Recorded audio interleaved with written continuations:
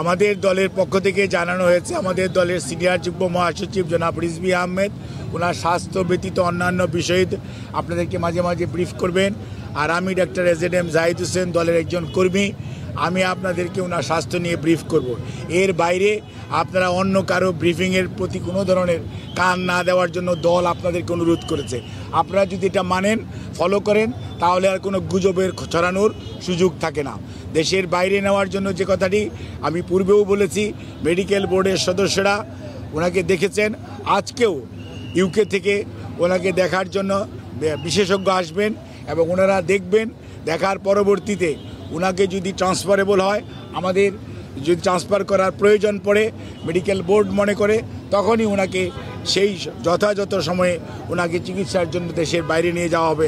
আমাদের সকল প্রস্তুতি আছে, কিন্তু সর্বোচ্চটা মনে রাখতে হবে যে রোগীর বর্তমান অবস্থা এবং সর্বোপরি মেডিকেল বোর্ডের পরামর্শের বাইরে কোনো কিছু করার সুযোগ এই মুহূর্তে আমাদের নেই। ধন্যবাদ।